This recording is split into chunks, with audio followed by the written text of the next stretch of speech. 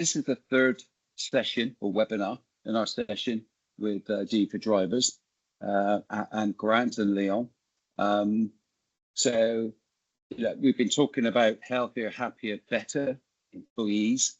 So it's definitely an area, an arena that BWA are keen to support. I mean, our natural arena is obviously customs and excise, but actually having healthy, happier, and educated resource in this arena, in my view, is vital. So great to have Grant with us again, and I'll hand over to Grant for you to take it away. And good to see you again, Grant.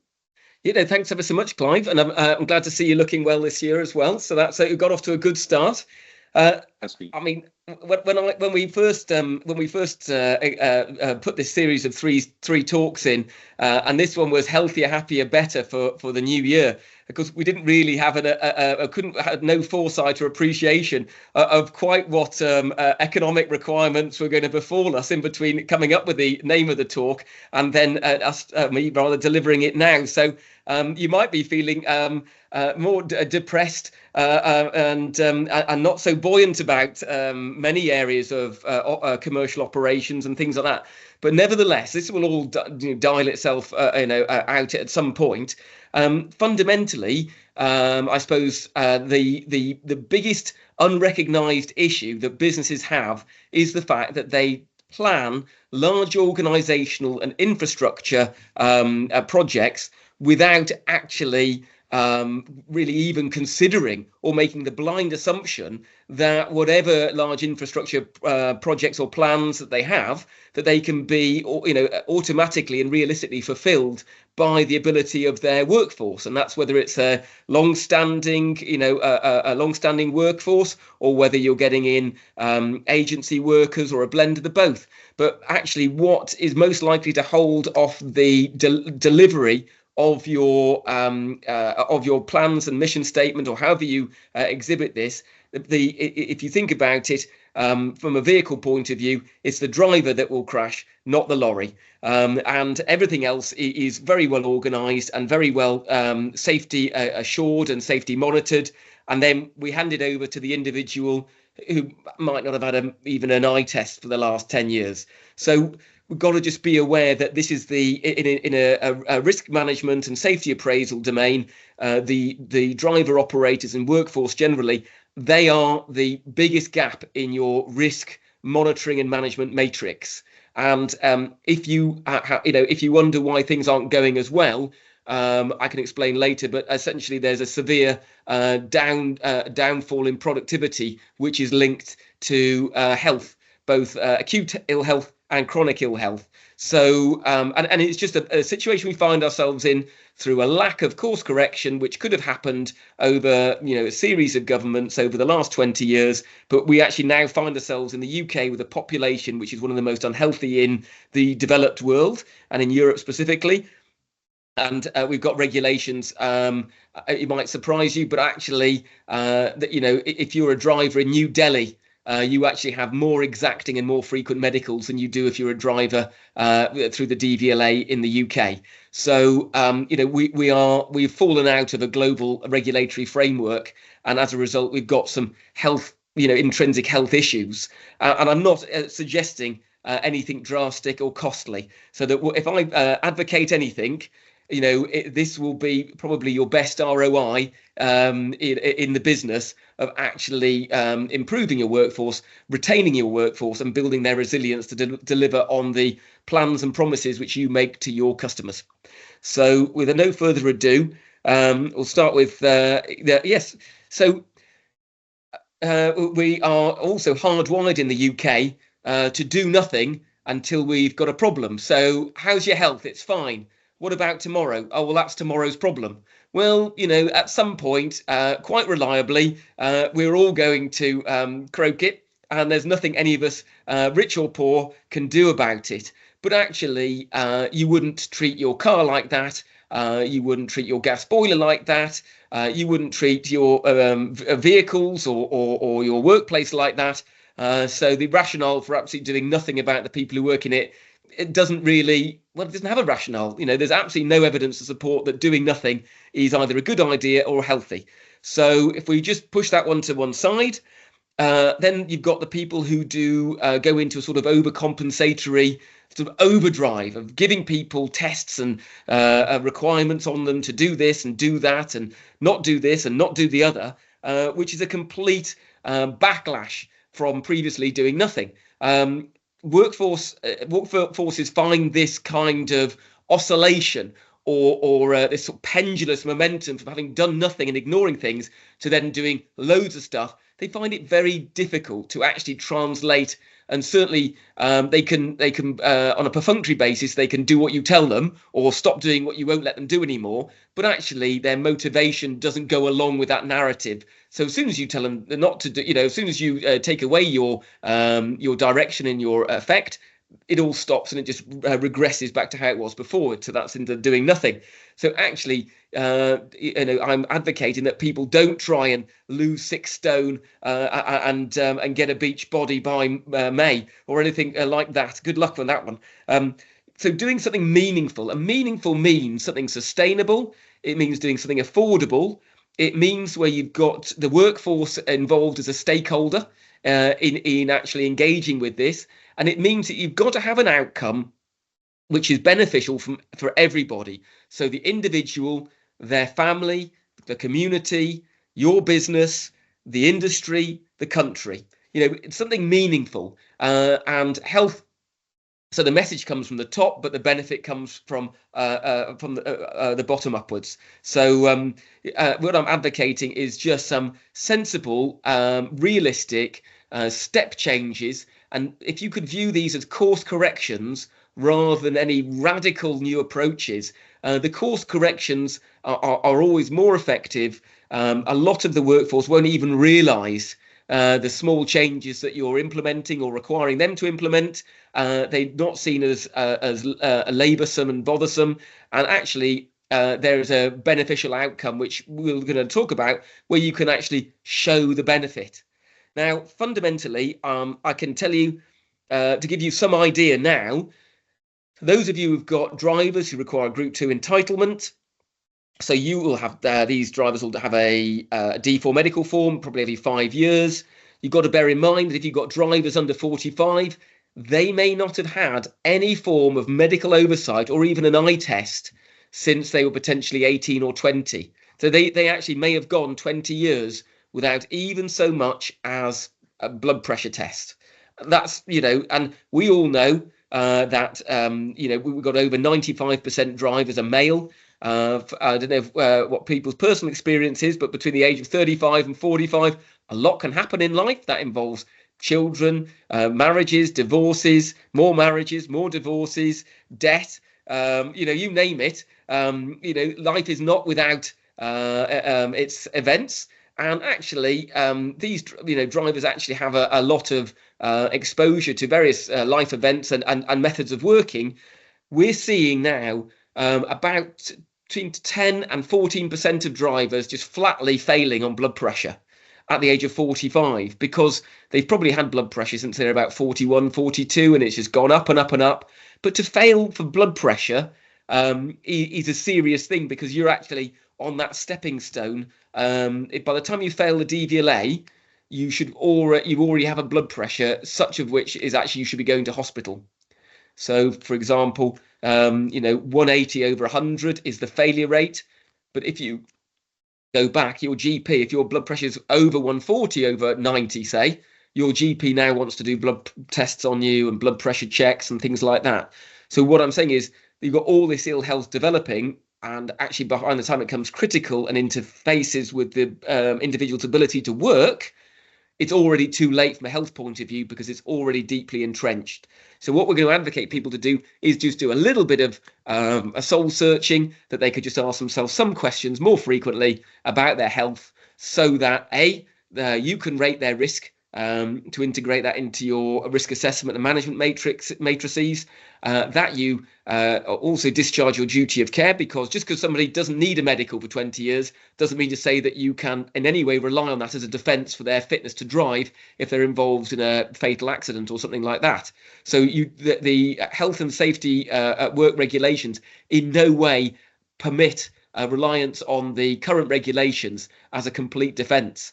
The regulations are so far lagging that you won't discharge your duty of care by waiving a piece of paper that's 10 years out of date to claim that your driver was fit for purpose when they had that big collision.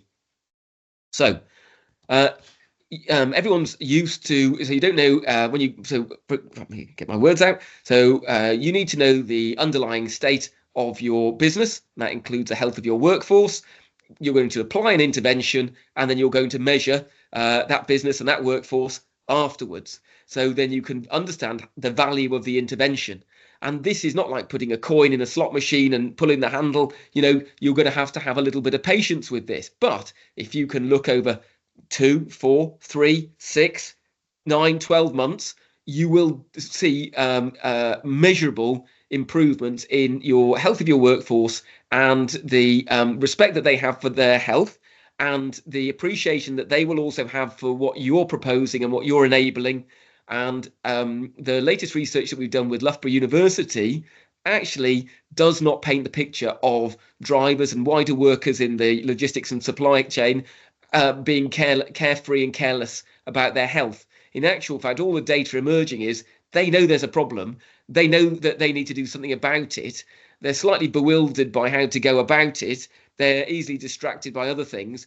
But fundamentally, they have a family to go home to, and they want to keep going home to that family. They want to keep working, and they don't want their health or their lack of health to interfere in either their work or their family life. So they do understand that the level of, they've got more maturity and responsibility than they outwardly disclose. And when you talk to them, and we recruited people to do a big study, we only needed 330. And by the time we got to 380 people, we had to just draw the line because we just couldn't cope with more people. And it was just going up and up and up, the number of people volunteering to take part in the survey. Fantastic for us, but they're not as ignorant as we as a society paint them as, and that's unfair on them, and it's pretty stupid of us, really. So measure things. So you need to get yourself, and I can send links out and things like that, but the British Heart Foundation have got a page where you can buy blood pressure monitors for about £25, battery powered, and they last a long time. What you do need to do is buy, and you can get one off eBay or other online supplier, Amazon, you name it, a large cuff, because the cuff goes around the arm.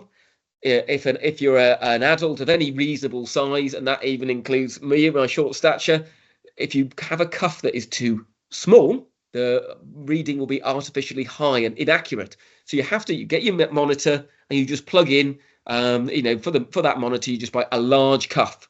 And if you've got really big people, with arms like your thighs, then they need an extra large cuff. But the most important thing is, once a month, when you find yourself sending out pay slips, actually having people come in, or if they come in for a briefing, you can put a blood pressure monitor out there. You sit them down, you tell them just to relax for a minute or so, and over a naked arm, as it were, just get them to do their blood pressure, and they can make a note of it, and you can support them by, with their consent, make a note of it. And what you will find is that people's blood pressure is far higher than what they thought it is, because blood pressure at that sort of level where it's developing but it's not catastrophic has no symptoms. So and it doesn't matter. And there are people out there who are thin as a whippet with terrible blood pressure problems.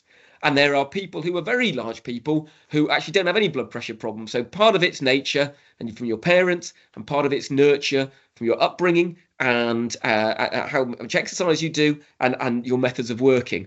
But actually, if you're a transport manager and you're surrounded by other office workers, why wouldn't you know what your blood pressure was? I mean, you don't need to go to Boots or another pharmacy or your GP or practice nurse to spend 20 quid You get the VAT back even, and just measure your blood pressure once a month. You'd be amazed. It really reassures you. One of the people I work with at Loughborough, the School of Exercise, Sport and Health Sciences, #1 in the world, athletes, and one of them actually had a blood pressure problem regardless of their level of fitness. It was just something that, and then when they spoke to their parents, oh yeah, and when I was in my 40s, that happened to me and I had medication. And so you can't judge a book by its cover when it comes to blood pressure, okay? What I will tell you is that people who drive lorries for a living and vocational drivers, generally speaking, take the general population risk for anything health related and double it. All the evidence suggests blood pressure, heart disease, the chance of a stroke, double, okay, if you're a driver. Next thing to remember is socio-demographic factors. So the people who live in Knightsbridge, Chelsea and Westminster live the longest. And then if you live in poorer areas, and some of you will have depots in poorer areas, that life expectancy will be seriously and substantially lower. So there's no point if you're going to make a difference anywhere, pick your what demographically is your depot in the poorest of areas, okay? The other thing, actually, having a monthly weigh-in and what have you, it's not Weight Watchers, it's not punitive, but actually, if you track weight, the more your weight goes up, the more likely you are to have sleep apnea. And if you, just for your edification, if you are male, if you have a collar size over 16 inches, and if you have any blood pressure issues already, you're looking at a 90% or so chance of sleep apnea. And of course, drivers are the last people to get themselves diagnosed because they have this fear that they're going to lose a license, which isn't true, because if you treat it, diagnose it, treat it, and you're compliant with your treatment and you report that to DVLA, you're back on the road within a matter of days. So, we need to unpick some of these myths. So the other thing is cholesterol. Now, if anybody has had a first-degree relative, so a parent, mother or father, who's had any kind of heart disease before the age of 45, you should be looking at this. Driver or no driver, whoever you are in the business, this nature-nurture thing is going to catch up with you, and the apple doesn't fall far from the tree. So actually, we really would strongly advocate having a cholesterol test. Now, some people have what's called a familial, so it runs in the family, hypercholesterolemia, which I can't spell very easily. And I kid you not, when you take their blood, it is almost like a Guinness. There is a head of fat on the blood. They have that much cholesterol and that much fat circulating their body. They wouldn't know it. But what they will have is probably a history of heart attacks and strokes at a relatively early age in their family, both the first degree family and the wider family. And so, and this is a genetic thing, and it's a really serious thing. And you even get children on statins because they've been diagnosed early. The other thing is we're looking at about 4 million people in the UK with diabetes, and Diabetes UK are very consistently clear that there's a minimum of 1.2 million people walking around with undiagnosed type 2 diabetes. We can diagnose that with a finger prick. You can diagnose it with a urine test. But I can tell you now that not a week goes by if you did a urine test on somebody and these people have got so much sugar in their body because of the diabetic factor in their blood that then passes through their kidneys into their urine, that their urine is like Lucozade in the amount of sugar that's in it, and all of that totally pickles all your organs, like your kidneys. It leads to kidney disease, kidney failure, your heart, your liver, your brain. So these are really simple things to get diagnosed, and you're talking pounds or tens of pounds. I said to you at the start, the investment in your health and your workforce's health will be the best ROI.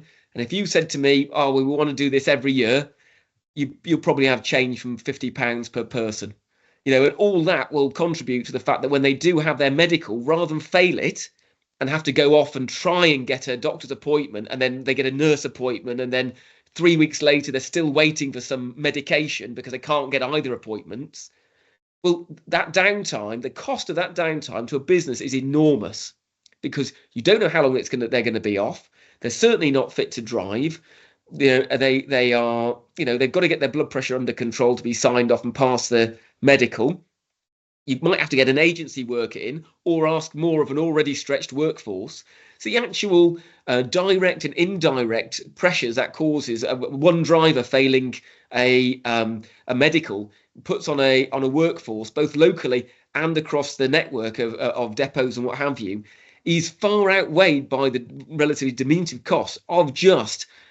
You don't wait for the oil warning light to come on. You dip your oil regularly. You check your tires regularly. You check your fluid levels regularly. Why on earth wouldn't it be consistent, therefore, to check the driver regularly? It stands to reason. It's cheap.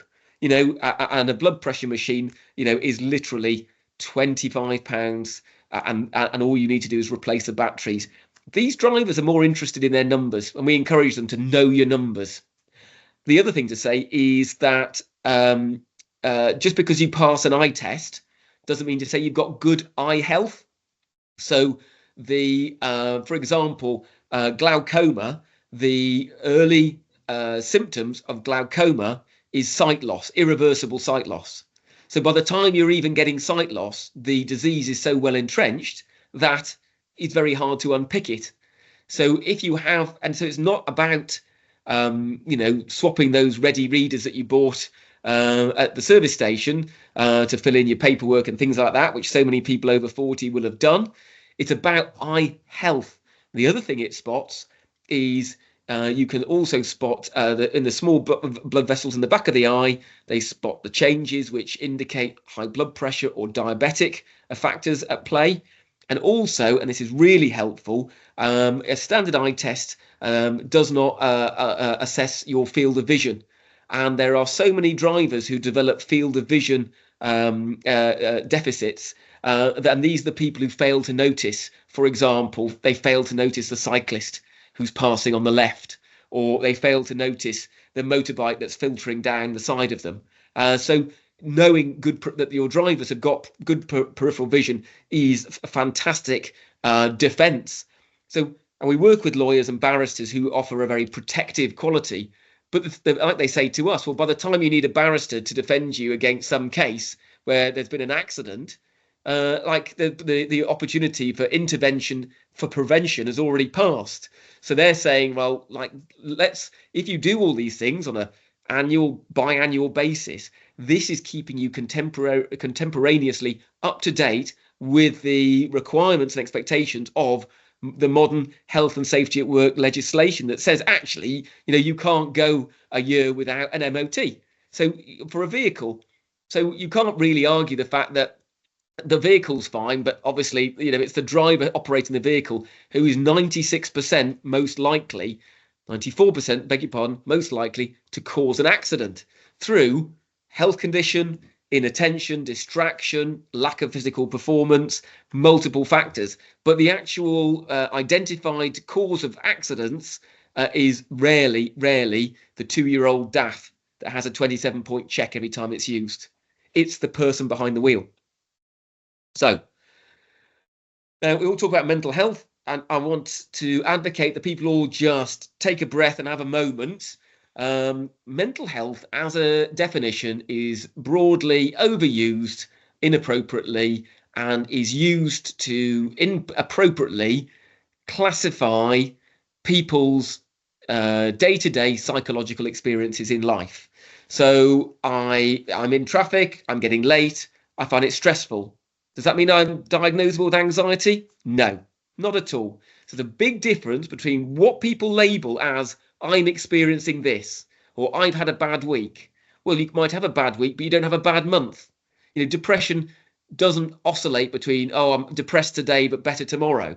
Depression is a pathological disease for which takes time to develop, takes time to treat, takes time to cure. It doesn't oscillate flippantly like people might suggest, I was depressed last week, but now I'm okay. Then you weren't depressed last week. You might have had a low mood, you might have had some difficulties, but that does not meet the threshold for diagnosing depression. So the other thing to say is maybe quarterly. And if I can say, and we can do this as a service for BWA members, it is good to get people around the table and get some measures. So some blood pressure, maybe test for diabetes or cholesterol, but also take them off and let's fill in some questionnaires which are validated for rating how we actually feel. And actually, it also forces people to acknowledge that life isn't as bad as they thought. It also might shine the light on labeling some some feelings that they've had, or actually understanding that actually this isn't me at all. I might have I said I'm anxious or depressed, but actually when I fill this form in, which is very specific, I don't identify with what it relates to. The HSE has got a work-related stress questionnaire, and we can also help BWA members as well, because you don't know what you don't know. And when I was a GP, people would come to me with sometimes the most bizarre concerns about their health. And I mean bizarre.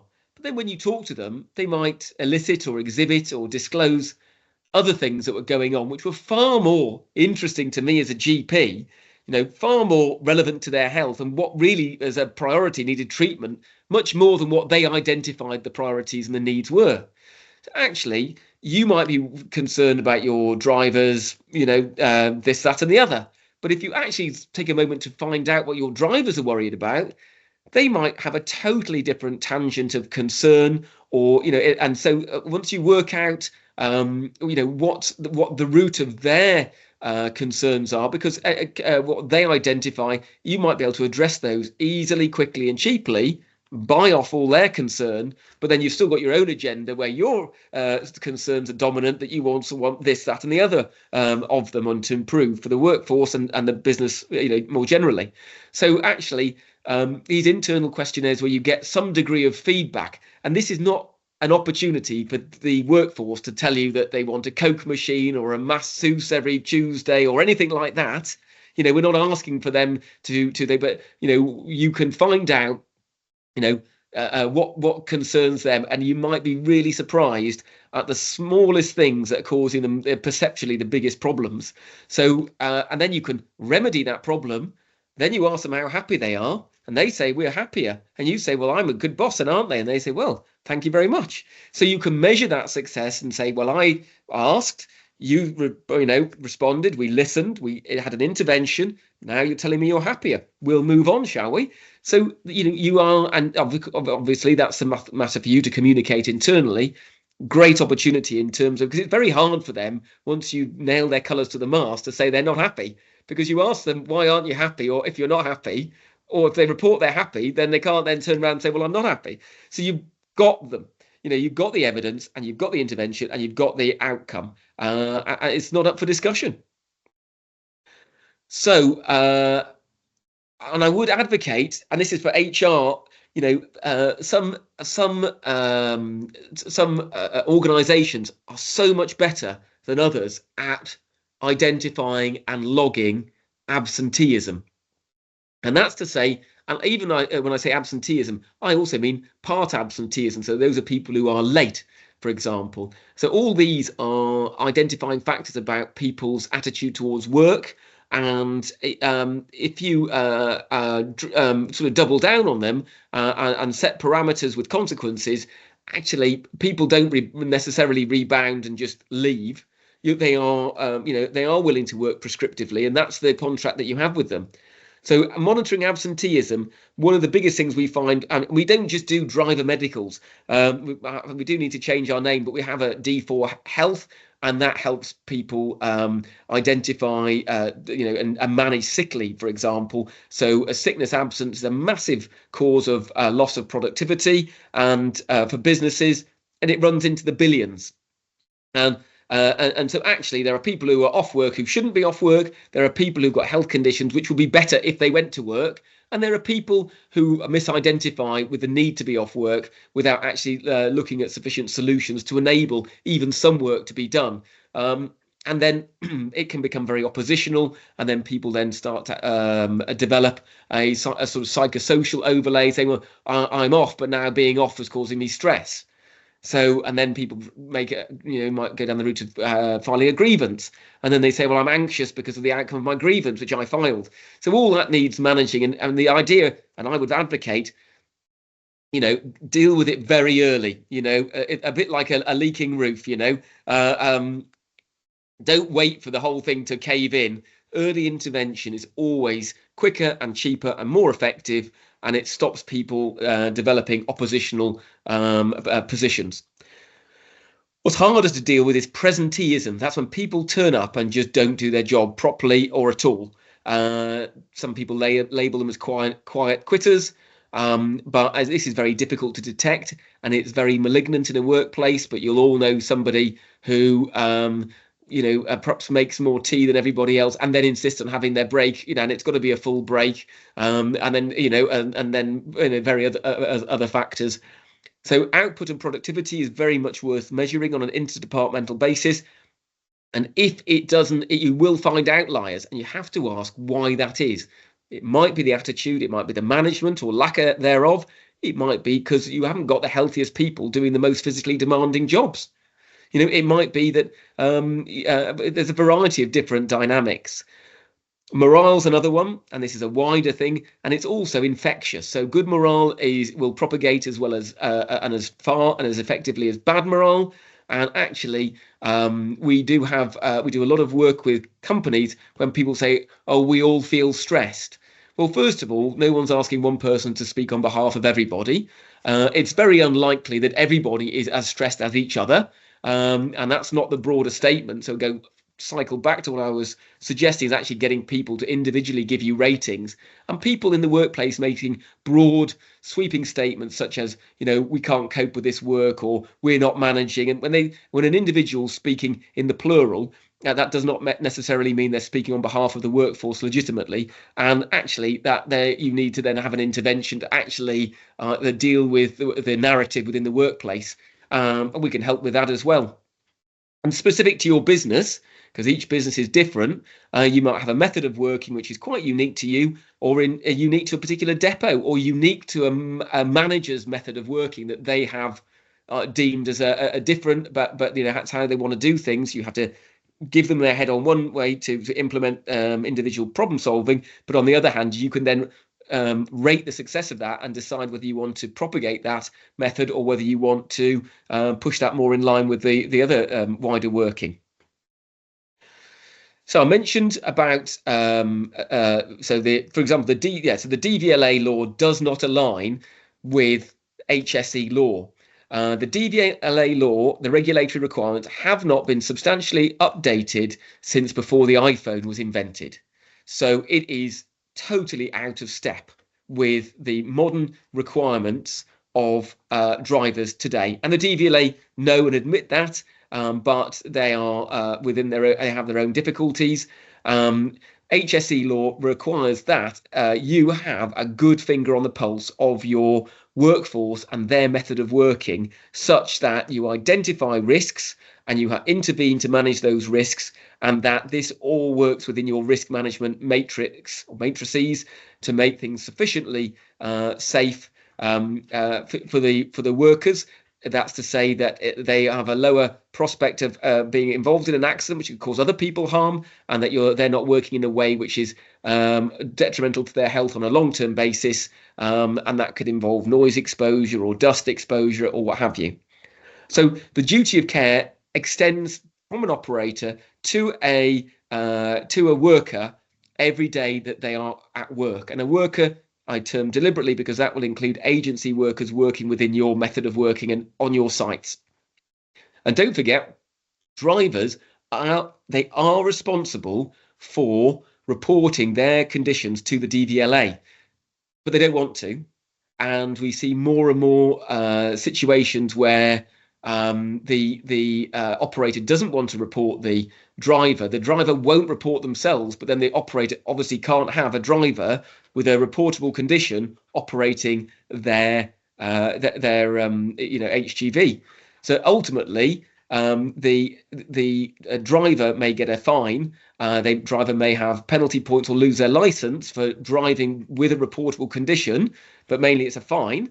But ultimately the person who carries the the liability is the person with a vicarious liability on behalf of the driver, and that is the operator. And you can't turn around after a substantive serious injury or fatal collision, or where there's substantial damage to property, and turn around and say, well, they had a medical 5 years ago, we just assumed that they were fit for purpose, because it's just not gonna, it does not align with any other standards of risk assessment or safe operation that you have in any other part of your business. So you cannot claim that as a defense. Ultimately, intervention, the best intervention is prevention. The cost of intervention is minimal compared with everything else that you spend money on, and your drivers are you're drawing workers from a depleting workforce, so you need them to be more productive, more present, more resilient, and you ultimately cannot afford for them to be off work because they fail their medical, or assume that you can draft in agency workers of good or better standard. So ultimately, there is a massive, and it counted in the billions, productivity loss for UK PLC and the transport, logistics and supply chain industries. But ultimately, the operator and the individual are losing, benefit if drivers aren't driving. So from my point of view, I'm just advocating that it's a new year. It's a nice time to implement new changes. If you just keep doing the same thing you did last time, because we've been hardwired to behave this way towards health in the workplace, you will only have more problems down the line. And a small intervention now, and that's small in terms of both time and cost, it gives a direct benefit to your drivers and workforce, direct benefit to your business. And you are so much better informed than your competitors are, who blindly adopt the assumption that these drivers are going to just keep driving, because all the research points to the fact that the health of the industry is not going to support the productivity demanded of the industry. So I'll end on that note. And if anyone has any, just thinks they might need any help or anything like that, Leon is available to answer those, take those calls and answer those emails, and let us offer you whatever help you need, and it's for you to tell us what help you think you need, not for us to lecture you. Thank you, Grant. Yeah, it's insightful as ever. So and some great points through there. And I think, from my perspective, both personally and from as chair of the BWA, it's all about looking after your biggest asset as a business. We talk about, as you say, referring to vehicles, property, but the biggest asset and most valuable asset to any business is its people. And this is fundamentally about looking after your people, which is a great initiative. Every business should be doing it. Duty of care, absolutely, everybody has. But we're keen to support driving that message across, definitely, and certainly across our membership, Grant. So appreciate your input again. No, you're most welcome. People will be surprised at how receptive the drivers are, actually. So we say know your numbers, and you'll be absolutely surprised that some of the results won't be what you think they are. But it gives you so much headroom to deal with it before they actually fail a regulatory medical. Yeah, absolutely. Prevention is better than cure, isn't it? It sure is, Clive. Graham, we've got any questions from either Peter or from David? I was just going to ask, actually, Peter or David, if you've got any questions, I can unmute you. I know, Peter, you did ask a question earlier and managed to respond to that one. So hopefully that helps. But if you've got any more, just raise your hand or put something in the chat, whatever's easiest. Yeah, let's look at the chat. Yeah.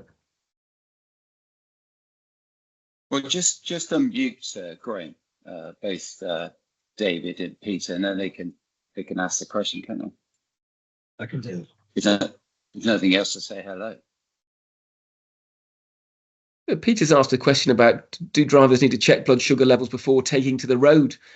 And if I could just mention that to Peter, it depends on what sort of diabetes you've got, because and this also, if you just have in mind, it also blends into what sort of shift worker they are, whether they're a night shift worker or whether you're sending them abroad or whatever.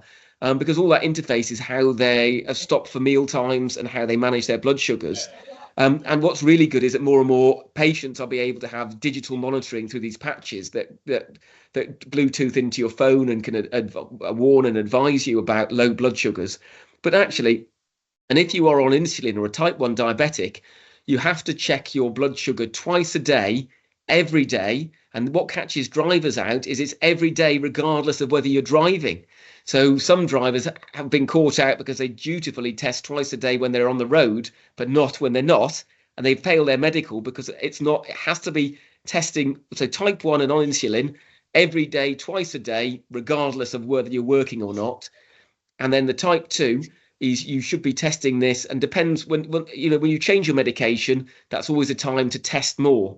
But also any driver with diabetes should have, and I could point you to the Diabetic Safety Organization, and they now have special packs for diabetic drivers who can feel the hypo coming on, and they've got lots of fancy coloured sugary liquids in short form that they can that can be available in the cab that treat a hypo as soon as a driver appreciates that it's happening. So the Diabetic Safety Organisation are very helpful like that.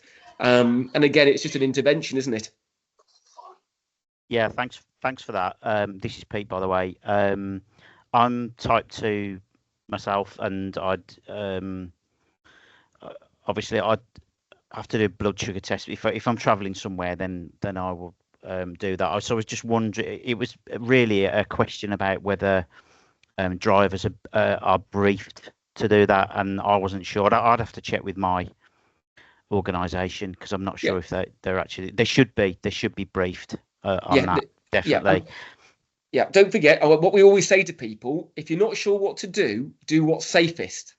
Because actually, if ever there is a problem and you said, well, I had two options, I did the safer one, it's very hard for people to criticize you from that position, isn't it? And it also depends on what medication, because if I can advise you that medication comes into circulation quicker than the DVLA can update the form. So the DVLA form's always 6 months behind any new medication, because there's new injectables and some of the older medications being phased out, but yet the form still relates more to the older medication, which isn't great for driving, like glycoside. It can cause highs and lows and what have you, but it doesn't acknowledge so much the newer injectable formats for type 2 diabetes, for example. So but do the safest thing every time. And actually, a driver who says he's checked your blood sugar and it's fine is not a worry to you when he drives out the depot. Yeah, absolutely. And on the subject of on the mental health, I mean, worked around drivers for many years, and it's right what you say, but we need to look after them, because they're on the road. You think about a journey that you do that's particularly maybe 3 or 4 hours, and you feel exhausted, and you're tired and hungry and in a bad mood, and these guys do it every day, every single day of the week. And I've seen drivers get out of cabs and they just want to strangle somebody. They're that frustrated and fed up with the traffic that they've gone through, and then they get to the depot and somebody says, "Oh, you're late, driver," and things like that, and which really sets them off. And often they've got no outlet at all. I think Peter, you identified they're alone with their thoughts as well, aren't they? For long periods of time. Yeah. And that's where the comfort eating comes in. If you get into your cab, get into your cab with a load of junk, you what do you think you're going to eat when you're miserable? You almost have to check yourself a bit. And the other thing to say is actually, and this could be a BWA a push, but actually the number of drivers who aren't even allowed to use the toilets when they turn up at a depot. And they're told, you have to wait down the road or what have you. And they don't actually, Amazon are starting to have driver pods where you can actually just, put your feet up on a comfy sofa for half an hour while you're being unloaded or something like that. Yeah. It's not going to solve the world, but it makes you feel a bit better looked after, doesn't it? Yeah, 100%. Yeah.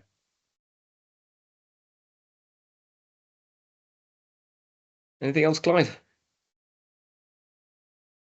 No, I think that was it, isn't it? David doesn't have anything. He just said, obviously, found it really interesting and going to make them think. Certainly, David thinking, in drivers in a different way, which is what we want, obviously, to promote and to stimulate. So, no, I think great question from Pete, great interaction from Pete. So, no, I think nothing else is there, Graham.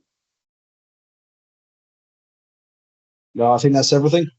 Super, guys. Well, look, that's the last of 3 of them. But if any of your members have any specific questions or anything like that, Clive, you can always be a touch point for any medical questions or anything to do with occupational health in the workplace and or even a shoulder to cry on.